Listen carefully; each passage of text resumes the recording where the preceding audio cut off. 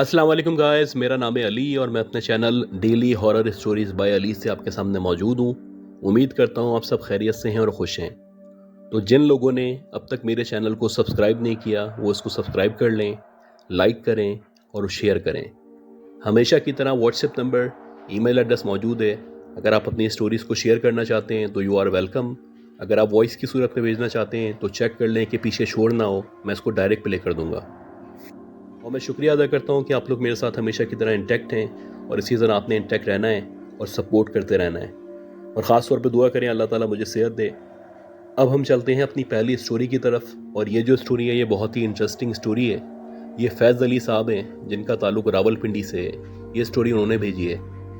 ये बताते हैं कि सन 2011-12 में ये लोग अपना मकान जो है उसको तामीर करवाना चाहते थे।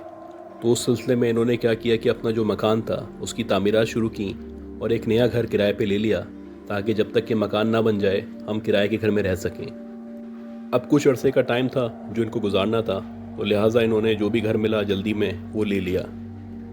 ये बताते हैं कि इनकी फैमिली में इनकी बहन है, इनके भाई हैं, इनके वालिदैन हैं। तो ये एक छोटी सी फैमिली है। ये बताते हैं कि जैसे ही हम उस घर में शिफ्ट हुए तो उसी वक्त से स्टार्ट से ही जो मेरी बहन थी उसने मुख्तलिफ़ चीज़ें, मुख्तलिफ़ एक्टिविटीज़ नोट करना शुरू की। जैसे कि वो कहा करती थी कि लेट नाइट में जब वो सोने के लिए लेटती है तो उसको बाकायदा आवाज़ आती है कि जैसे छत के ऊपर कोई सामान मौजूद है और उसको कोई खींच रहा है। यानी जब सामान को आप घसीटते हैं या खींचते हैं तो उससे जो आवाज़ क्रिएट होती है वो वाज़े आवाज़ उसको आया करती थी। पहले तो उसको लगता था कि शायद ये उसका वहम है या उसके ख़यालात हैं, ऐसा कुछ भी नहीं है। लेकिन जब बाकायदा उसने महसूस किया तो उसने बाकी जो घर वाले थे उन सबको बताया कि भाई मुझे इस तरह की आवाज़ें आती हैं। तो सब ने कहा कि ये तुम्हारा वहम होगा, ऐसा कुछ नहीं है। हो सकता है कि बराबर वाले घर से आवाज़ आती हो या हो सकता है कि बाहर से आवाज़ आती हो, तो मैं ऐसा लगता हो कि छत से आवाज़ आ रही है। खैर बहरहाल बात आई गई हो गई। उसके बाद जो इनकी बहन थी एक दफ़ा ये छत पे गई, मगरिब के बाद का टाइम था और ये अपने कपड़े जो होते हैं धोने के बाद डाल रही थी, यानी जो अलगनी होती है उसमें कपड़े लगा रही थी। ये बताती हैं कपड़े क्योंकि तादाद में ज़्यादा थे तो जाहिर सी बात है 3-4 रॉस थी जो लगनी थी। अभी मैंने 2 रॉ ही लगाई थी, यानी मेरे लेफ़्ट और राइट में कपड़े मौजूद थे जो मैं ऑलरेडी लगा चुकी थी। तो मुझे एकदम से ऐसा लगने लगा कि मेरे लेफ़्ट साइड पे जो कपड़े लगे हुए हैं उनके पीछे कोई मौजूद है या कोई चीज़ है जो मूव कर रही है। अब जाहिर सी बात है मेरे और लेफ़्ट साइड के बीच में कपड़े थे और उनसे थोड़ा थोड़ा सा मुझे नज़र आ रहा था और बाकायदा एहसास हो रहा था जैसे कोई चल रहा है या मूव कर रहा है। अब मैंने पहले यकीन दहानी की और जब मैंने कंफर्म कर लिया कि वाकई में कोई मौजूद है तो मुझे एहसास हुआ, डर लगने लगा। मैं घबरा गई कि आखिर कौन है जो हमारी छत पे मौजूद है। अब मेरी हिम्मत नहीं हो रही थी कि मैं यहाँ से मूव कर सकूँ या और कपड़े लगा सकूँ कि इसी दौरानिए में जो भी कपड़ों के उस तरफ मौजूद था उसने मेरी तरफ चलना शुरू किया और बाकायदा लग रहा था कि कोई मेरी तरफ चलता हुआ आ रहा है। अब जैसे जैसे वो मेरे करीब आता जा रहा था वैसे वैसे लग रहा था कि मेरी जान निकल जाएगी, मेरा दम घुट जाएगा। बहरहाल जब वो बिल्कुल क़रीब आ चुका तो कपड़ों के नीचे से उसके पाँव नज़र आना शुरू हुए और जब मैंने उसके पाँव की तरफ देखा तो ऐसा लग रहा था कि जैसे कोई 7 या 8 साल का छोटा सा बच्चा है उसके पाँव हैं। लेकिन उसके जो पाँव थे वो टेढ़े थे, यानी ना सीधे थे ना उल्टे थे, बीच की तरफ थे, जो नॉर्मली पॉसिबल नहीं है कि किसी के पाँव इस तरह के हो सकें। ये बताती हैं कि जब वो बच्चा बिल्कुल क़रीब आ चुका और वो लम्हा आने ही वाला था कि ये कपड़े हटते, या तो मैं उसके सामने होती या वो मेरे सामने होता, मैंने एकदम से दौड़ लगा दी और मैं सीढ़ियों की तरफ भागी और नीचे उतर गई। जब मैंने सीढ़ियों से नीचे उतरते हुए देखा तो वहाँ पे बाकायदा एक बच्चा मौजूद था जिसकी बड़ी बड़ी आंखें थीं और उसकी नाक मौजूद नहीं थी। एक अजीब सा भयानक सा चेहरा था, बहुत छोटे से ख़त का बच्चा था। बहरहाल ये बताते हैं कि जब वो नीचे भागती हुई आई तो हम लोग उसके साथ ऊपर गए। ऊपर जाके देखा तो वहाँ पे कोई मौजूद नहीं था। इसी तरह ये बताते हैं कि कुछ दिन मज़ीद गुजरे और इत्तफाक से जो मेरी अम्मी हैं वो किसी काम से मगरिब के बाद छत पे गईं और जब वो छत पे गईं तो उन्होंने जैसे ही एंटर हुई हैं देखा कि वो जो सामने वाली छत है, यानी बराबर वाला जो घर था उसकी जो छत है, वहाँ पे ऐसा लग रहा है कि मुंडेरे पे यानी दीवार पे कोई बैठा हुआ है और उसके पाँव नीचे लटके हुए हैं। अब वो जो भी बैठा हुआ था उसका मुंह जो था वो दूसरी तरफ था और उसकी पीठ मेरी अम्मी की तरफ थी। अब मेरी अम्मी ये देख ही रही थी और सोच रही थी आखिर ये कौन है जो इस तरह से बैठा हुआ है, अपनी जान की भी परवाह नहीं है, नीचे भी गिर सकता है। कि इसी दौरानिए में वो जो भी था उसने एक जंप मारी और जैसे ही उसने जंप मारी तो वो हमारी छत पे आ गया। जब वो हमारी छत पे आया تو میری امی بتاتی ہیں کہ اس کے بہت لمبے لمبے سے پاؤں تھے، اور ویسے ہی تھا کہ اس کی ناک موجود نہیں تھی، بڑی بڑی سی آنکھیں تھیں، لیکن یہ قد میں لمبا تھا۔ میری امی ابھی یہ سمجھ ہی پا رہی تھی کہ یہ کیا چیز ہے اور ایک دم سے کون چھت پہ آ گیا ہے، کہ اگلے ہی لمحے اس نے واپسی اوپر کی طرف جم ماری، اور وہ جہاں سے آیا تھا، یعنی چھت پہ سے جہاں سے آیا تھا برابر والوں کی، اسی چھت پہ دوبارہ چلا گیا۔ یہ بتاتے ہیں کہ یہ جو کچھ ہوا یہ مشکل سے 10 سے 12 سیکنڈ کے اندر ہوا، یعنی ان 10 سے 12 سیکنڈ میں وہ نیچے آیا اور اوپر چلا گیا، جو کسی بھی طرح ایک انسان کے لیے ممکن نہیں تھا کہ وہ اتنی جلدی کود کے اوپر چڑھ سکے، اور وہ فاصلہ بھی تقریباً 10 سے 12 فٹ کا تھا۔ بہرحال یہ بتاتے ہیں کہ جب میری امی نے یہ دیکھا تو وہ مسلسل آیات پڑھتی رہیں اور نیچے کی طرف آ گئی، اور ہم میں سے کسی بھی بچے کو انہوں نے یہ نہیں بتایا، کیونکہ وہ نہیں چاہتی تھی کہ ہم سب ڈر جائیں۔ اب یہ صاحب جنہوں نے اسٹوری بھیجی ہے یہ بتاتے ہیں کہ ابھی تقریباً 1 مہینہ ہوا تھا ہمیں یہاں رہتے رہتے، کہ جو میرے دوست تھے وہ کافی عرصے سے انسسٹ کر رہے تھے کہ باربیکیو کا پروگرام بناتے ہیں، اور میں ٹالے آ رہا تھا کیونکہ مجھے پتا تھا کہ میری جو چھت ہے اس پہ مختلف معاملات ہیں جو ہوتے ہیں۔ لیکن جب میرے دوست مسلسل اصرار کرتے رہے تو میں مجبور ہو چلا، اور میں نے کہا ٹھیک ہے، یہ جو سیٹرڈے آ رہا ہے اس سیٹرڈے کو ہم لوگ یہاں پہ باربیکیو کرتے ہیں، اور جیسے جو تیاریاں ہوا کرتی ہیں وہ تیاری ہم نے شروع کر دی، سب نے سامان وغیرہ خریدا، اور جو باربیکیو کے لیے چیزیں چاہیے تھیں وہ ساری لی، گوشت خریدا اور ہماری چھت پہ لا کے رکھ دیا۔ اب یہ بتاتے ہیں کہ جو باربیکیو کا ٹائم شروع ہونے والا تھا تو ہم نے ساری چیزیں چھت پہ پہنچائیں اور باری باری سب اپنے کام کرنے لگے۔ اسی دورانیے میں اتفاق سے ایسا ہوا کہ سارے کے سارے دوست جو تھے کسی کام سے باہر چلے گئے اور میں اکیلا چھت پہ موجود تھا۔ اب یہ بتاتے ہیں کہ مجھے ایسا لگا کہ میری امی نے مجھے آواز دی ہے، اور جب میں نے کنفرمیشن کی تو یہ انہی کی آواز تھی۔ میں نیچے کی طرف چلا گیا، یعنی سارا سامان چھت پہ موجود تھا، چھت پہ کوئی بھی نہیں تھا، میں نیچے چلا گیا تھا، دوست میرے باہر نکلے ہوئے تھے، اور جب میں نیچے گیا تو میں نے اپنی امی سے پوچھا کہ آپ مجھے آواز دے رہی تھیں؟ تو انہوں نے کہا نہیں، میں نے تو تمہیں کوئی آواز نہیں دی ہے۔ اسی دورانیے میں واپس چھت پہ آ گیا۔ اب جب میں چھت پہ آیا ہوں تو مشکل سے مجھے 20-25 سیکنڈ لگے ہوں گے، یا زیادہ سے زیادہ 1 منٹ لگا ہوگا۔ میں نے دیکھا کہ وہ جو گوشت میں چھت پہ رکھ کے گیا تھا وہ سارا پوری چھت پہ بکھرا ہوا ہے، اور باقاعدہ اس گوشت میں سے کسی نے ایسا لگ رہا ہے کہ دانتوں سے کاٹنے کی کوشش کی ہے، یعنی آدھا گوشت کسی نے کھایا ہوا ہے اور آدھا بچا ہوا ہے، اور جو بھی گوشت ہے وہ پوری چھت پہ پھیلا ہوا ہے۔ اب میں یہ دیکھ رہا تھا، میرا دماغ کام نہیں کر رہا تھا کہ ایک دم کیسے ہو سکتا ہے، اور سب سے اہم بات یہ تھی جو میرے دوست تھے وہ سارا کا سارا سامان بیچارے خرید کے مجھے دے کے گئے تھے، اور یہ میری ذمہ داری تھی کہ میں سب چیزوں کی حفاظت کروں، یہاں پہ جو کام ہے وہ شروع کروں۔ اسی دورانیے میں جو میرے 2 دوست تھے وہ بھی چھت پہ آ گئے۔ جب انہوں نے دیکھا تو وہ بھی حیران ہونے لگے کہ گوشت کے ساتھ کیا ہوا ہے، اور میں نے ان کو بتایا کہ بھائی میں رکھ کے گیا تھا، تھوڑی دیر بعد واپس آیا ہوں تو ایسا ہوا ہے۔ اب یہ بتانے لگے کہ ہمارے دوست کہنے لگے کہ بھائی اگر اس طرح کے معاملات ہو رہے ہیں تو چھوڑ دو، ہم یہاں پہ باربیکیو نہیں کرتے، کسی اور دن کسی اور دوست کے گھر میں کر لیں گے۔ لیکن کیونکہ یہ پروگرام میں اسپوائل نہیں کرنا چاہتا تھا تو میں نے ان سے انسسٹ کیا کہ پریشان نہیں ہو، ہم دوسرا گوشت لے آتے ہیں اور پروگرام آج ہی کریں گے اور یہیں پہ کریں گے۔ یہ بتاتے ہیں کہ پھر میں دوبارہ مارکیٹ گیا، دوبارہ سے گوشت وغیرہ لے کے آیا، پھر ہم نے اپنا جو باربیکیو تھا اس کو سٹارٹ کیا، جو بھی کھانا وغیرہ تھا وہ ہم نے بنایا، اور بنا کے ہم نے ایک جگہ رکھ دیا اور ویٹ کرنے لگے کہ یہ سارے کام ختم ہو جائیں تو پھر سب ساتھ بیٹھ کے کھائیں گے۔ اب ہمیں یاد تھا کہ ہم 5-6 لڑکے تھے اور ہمیں کتنے گوشت کی ضرورت تھی، اسی حساب سے ہم نے گوشت لیا تھا تاکہ ہم پارٹی کر سکیں۔ یہ بتاتے ہیں کہ جب ہم نے کھانا کھانے کے لیے نکالا تو وہ جو بھی ہم نے کھانا بنایا تھا اس میں سے تقریباً 70% غائب تھا۔ اب یہ جو کچھ ہو رہا تھا یہ سب کے سامنے ہو رہا تھا اور کسی کی بھی سمجھ میں نہیں آ رہا تھا۔ لہٰذا جو میرے دوست تھے انہوں نے کہا چلو کوئی بات نہیں، جو بھی ہم اس کو کھا لیتے ہیں اور آئندہ اوائڈ کریں گے کہ اس چھت پہ یہاں پہ کوئی پروگرام کر سکیں۔ اسی طرح یہ بتاتے ہیں کہ جو سب سے انٹرسٹنگ اور سب سے خطرناک بات ہوئی وہ اس طرح سے ہوئی کہ جو میری بہن تھی وہ رات کے 8 یا 9 بجے روٹیاں بنایا کرتی تھی، جیسے ہر گھر میں ہوتا ہے کہ کھانے کی تیاری کرتے ہیں، ویسے ہی میری بہن روٹیاں بناتی تھی۔ اب یہ بتاتے ہیں کہ جو وہ والا گھر تھا اس میں ایک اچھی چیز یہ تھی کہ روٹی کا تندور لگا ہوا تھا چھوٹا سا، اور ظاہر سی بات ہے کہ ایک گھر میں نارمل توے پہ روٹی بنتی ہے اور ایک تندور پہ روٹی بنتی ہے، تو زیادہ تر لوگ تندور کی روٹی کو پسند کرتے ہیں، اور ایسا ہی تھا کہ میری بہن جو روٹیاں تھیں جتنی تعداد میں ضرورت ہوتی تھی اتنی ہی بنایا کرتی تھی، بلکہ ایک آدھ ایکسٹرا بناتی تھی۔ اب یہ بتاتے ہیں جو واقعہ ہونے والا تھا وہ ہم سب کو ہلا دینے والا تھا، اور ایسا ہوا کہ میری بہن جیسی روٹی بنا رہی تھی تو روٹی بناتے بناتے تندور کے برابر میں جو جگہ تھی وہاں سے ایک دم سے ہاتھ نکلا، اور وہ بڑا خوفناک ہاتھ تھا۔ اس ہاتھ پہ بہت سارے بال تھے، بہت بڑے بڑے ناخن تھے، اور وہ جو ہاتھ باہر نکلا اس کو دیکھنے کے بعد میری بہن سکتے میں چلے گئی. اس کی سمجھ ہی نہیں آیا کہ کیا ہو رہا ہے اور یہ ہاتھ کہاں سے باہر نکل کے آ گیا ہے اور یہ کس کا ہاتھ ہے. اب یہ بتاتے ہیں کہ اسی دورانیے میں جب میری بہن سوچ رہی تھی تو ایک آواز آئی اور وہ آواز یہ تھی کہ اے مائی روٹی دے دے. اب میری بہن کی سمجھ ہی نہیں آیا کہ یہ آواز کہاں سے آئی ہے اور یہ کس کا ہاتھ ہے. تو دوبارہ سے آواز آئی اے مائی ایک روٹی مجھے بھی دے دے. جب میری بہن نے یہ سنا تو وہ فوراً نکل کے باہر بھاگی اور جیسے ہی وہ امی کے پاس پہنچی تو وہ بے ہوش ہو گئی.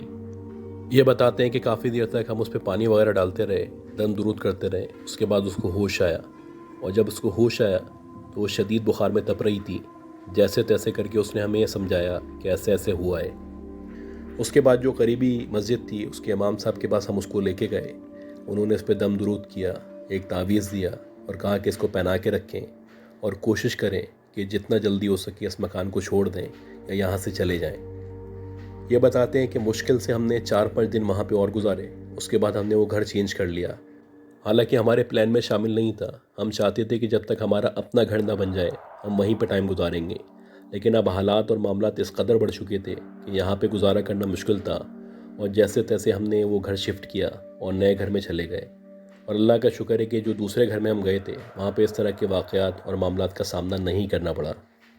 اور ابھی بھی یہ بتایا جاتا ہے کہ وہ جو گھر جہاں پہ ہم رہنے گئے تھے, جہاں پہ ہم کرائے پہ رہے تھے, وہاں پہ مختلف اس طرح کے واقعات آج بھی پیش آیا کرتے ہیں جو کہ پڑوسی جو اس کے ارد گرد میں رہا کرتے ہیں وہ بتایا کرتے ہیں. اچھا, اسی طرح ایک اسٹوری ہے جو ہمارے ایکس کولیگ خرم صاحب ہیں, انہوں نے ہمیں بھیجی ہے اور یہ بتاتے ہیں کہ یہ 2011 یا 12 کی بات ہے. میں اس وقت ایک انٹرنیشنل کال سینٹر میں جاب کیا کرتا تھا. اب میرا جو کام تھا وہ ظاہر سی باتیں ایوننگ میں شروع ہوتا تھا اور رات کے تقریباً 2 یا 3 بجے تک چلا کرتا تھا. تو آفس سے نکلتے نکلتے مجھے 3-3:30 ہو جایا کرتے تھے. اسی طرح کی ایک رات تھی, 3-3:30 بجے کا ٹائم تھا اور میں اپنا جو سگریٹ وغیرہ ہے پیتا ہوا آرام آرام سے بائک چلاتا ہوا شارع فیصل کی طرف سے اسٹیڈیم کی طرف مڑا. اور آپ کو پتہ ہے کہ جب شارع فیصل سے آپ اسٹیڈیم روڈ کی طرف مڑتے ہیں یعنی اسٹیڈیم کی طرف جانا شروع کرتے ہیں تو شروع میں جو ہے وہ حصہ آتا ہے وہ کارساز ہے اور اس کے بعد آگے جاتے ہیں مزید تو اسٹیڈیم آ جاتا ہے. پھر وہاں سے آپ مڑتے ہیں تو پھر وہ حسن اسکوائر کی طرف راستہ چلا جاتا ہے. خیر بہرحال میں جیسے ہی کارساز سے آگے نکلا اور اسٹیڈیم آنے والا تھا تو آپ کو پتہ ہے کہ وہاں پہ نیچے یو ٹرن ہے. اگر اپنی گاڑی کو آپ گھمانا چاہتے ہیں یا دوسرے روڈ پہ جانا چاہتے ہیں تو وہ یو ٹرن آپ نے استعمال کرنا ہوتا ہے, ادروائز کوئی راستہ نہیں ہے کہ آپ واپس جا سکیں. خیر دور سے ہی میں نے دیکھا کہ وہ جو یو ٹرن تھا اس سے تھوڑا سا آگے یعنی تقریباً 10 سے 15 فٹ آگے ایک بزرگ تھے جو کھڑے ہوئے تھے, جو بڑی غلط ڈائریکشن میں کھڑے ہوئے تھے. ایک تو وہاں کھڑا نہیں ہونا چاہیے کیونکہ وہاں پہ ہیوی ٹریفک یا ٹریفک گزرتا ہے. دوسری چیز یہ ہے کہ وہ میری طرف اشارہ کر رہے ہیں. اب میں تقریباً ان سے 20-25 فٹ کے فاصلے پہ ہوں اور بس سمجھ لیں کہ کچھ لمحات کے اندر فیصلہ کرنا تھا. میں نے سوچا کہ پتہ نہیں کیوں مجھے اشارہ کر رہے ہیں اور بظاہر ایسا لگ رہا کہ وہ لفٹ مانگنا چاہ رہے ہیں. لیکن بات یہ تھی کہ وہ فاسٹ ٹریک جو ہوتا ہے یعنی فاسٹ لین جو ہوتی ہے وہاں پہ کھڑے ہوئے ہیں جہاں پہ ان کو کھڑا ہونا نہیں چاہیے. میں کیونکہ بائک پہ ہوں میں آہستہ آہستہ لیفٹ سائڈ پہ چلاتا ہوا جا رہا ہوں اور میں مسلسل یہی سوچ رہا تھا میں روکوں یا نہیں روکوں, کیونکہ اگر میں روکوں گا تو مجھے رانگ جانا پڑے گا یعنی دوسری لین میں جانا پڑے گا جو ویسے بھی غلط ہے. بہتر یہ ہے کہ میں روک کے ان کو یہاں پہ بلا لوں گا اور ان کو لفٹ دے دوں گا. ابھی میں یہ سوچ ہی رہا تھا کہ اسی دورانیے میں پیچھے سے بہت شدید ہارن کی آواز آئی اور یہ جو ہارن کی آواز تھی یہ یقیناً ٹرک کے ہارن کی آواز تھی. جس طرح سے وہ آواز آئی تھی اس نے مجھے بھی ڈرا دیا تھا اور دیکھتے ہی دیکھتے کچھ سیکنڈز کے اندر وہ جو ٹرک تھا میرے پیچھے سے آیا اور وہ جو سامنے ایک شخص کھڑا ہوا تھا جو مجھ سے لفٹ مانگ رہا تھا اس کے اوپر سے چڑھتا ہوا چلا گیا. اب یہ جو کچھ ہوا تھا یہ کچھ سیکنڈز کے اندر ہوا تھا. میرے دماغ نے کام کرنا چھوڑ دیا. مطلب آپ سمجھ لیں کہ میں جیسے ہی ان کے قریب پہنچنے والا تھا تو میرے پہنچنے سے پہلے ہی ایک ٹرک ان کے اوپر سے چڑھتا ہوا چلا گیا. اب وہ ان کے اوپر سے چڑھتا ہوا گیا تھا یا ان کو اڑا دیا تھا یہ مجھے نہیں پتا, کیونکہ سیم ٹائم میں اسی جگہ پہ میں لیفٹ سائڈ پہ تھا اور رائٹ سائڈ پہ جو ٹرک تھا وہ ان کو اڑاتا ہوا گیا تھا. اب یہ جو کچھ ہوا یہ کچھ سیکنڈز کے اندر کچھ لمحات کے اندر ہوا تھا. بہرحال میں آگے نکلا اور میں سوچنے لگا کہ اللہ کا شکر ہے کہ میں ان کو لفٹ دینے کے لیے اس طرف نہیں گیا. اگر میں وہاں پہ جاتا تو ہو سکتا ہے کہ یہ ٹرک مجھے بھی مار دیتا, میں بھی مارا جاتا, وہ بھی مارا جاتا. میں انہیں خیالات میں گم تھا. بس سمجھ لیں کہ 1 منٹ کے اندر اندر یہ ساری چیزیں میں نے سوچی ہیں اور میں آگے نکل آیا ہوں. میں پیچھے نہیں مڑا, نہ میں نے دیکھا کیونکہ ظاہر سی بات ہے آپ کو پتہ ہے کہ ہمارے یہاں پہ ایکسیڈنٹ وغیرہ میں آپ رک جاؤ، کسی کی مدد کرو تو آپ کے گلے پڑ جاتی ہے۔ تو شاید یہی خیالات تھے جو مجھے پیچھے جانے پہ مجبور نہیں کر رہے تھے، لیکن میرا ضمیر بار بار مجھے ملامت کر رہا تھا کہ یار میں غلط کر رہا ہوں، مجھے ایٹ لیسٹ جا کے دیکھنا چاہیے کہ وہ جو شخص وہاں پہ لفٹ مانگ رہا تھا وہ کس پوزیشن میں ہے، وہ بچا ہے یا نہیں بچا، ہو سکتا ہے کہ میں جاؤں تو وہ بچ جائے۔ اور یہ جو کچھ ہو رہا تھا، یہ جو کچھ ضمیر سے جنگ چل رہی تھی، یا جو کچھ میں سوچ رہا تھا، یہ ود ان 2 منٹس ہوا تھا، یعنی کہ 2 منٹس کی بائک اور چلا کے میں آگے آ گیا تھا۔ پھر میں نے سوچا کہ یار میں واپس جاتا ہوں اور جا کے ایٹ لیسٹ دیکھ تو لیتا ہوں، ہو سکتا ہے وہ بندہ بچ جائے۔ اب یہ بتاتے ہیں کہ جب میں نے 2 منٹ کے اندر اندر ہی سوچا اور واپس گھمایا تو میں اس طرف آیا جہاں پہ ایکسیڈنٹ ہوا تھا، جہاں پہ ٹرک نے ان کو مارا تھا۔ تو وہاں جب میں پہنچا تو میں نے دیکھا کہ وہاں پہ نہ کوئی بندہ موجود ہے، نہ کسی ایکسیڈنٹ کا نشان موجود ہے، نہ لگ رہا ہے کہ کوئی کھڑا ہوا تھا، اور نہ لگ رہا ہے کہ کسی کے اوپر سے ٹرک چل کے گیا ہے۔ اب میں کافی دیر تک وہاں کھڑا ہوا سوچتا رہا کہ بھائی مجھے اچھی طرح یاد ہے یہاں پہ بندہ کھڑا ہوا تھا، اس نے مجھ سے لفٹ مانگی تھی، میں نے اس کو لفٹ نہیں دی، اور میں اسی تذبذب عذب کا شکار تھا کہ لفٹ دوں یا نہ دوں۔ اسی دورانیے میں ایک ٹرک نے باقاعدہ اس کو مارا ہے، اس کے اوپر سے چلتا ہوا گیا ہے یا اس کو اڑایا ہے۔ اور ابھی جب میں 2 منٹ بعد یہاں پہ آیا ہوں تو نہ باڈی موجود ہے، نہ کوئی ایکسیڈنٹ کا نشان موجود ہے، اور نہ لگ رہا ہے کہ کبھی یہاں پہ کوئی ایکسیڈنٹ ہوا تھا یا کوئی کھڑا بھی تھا۔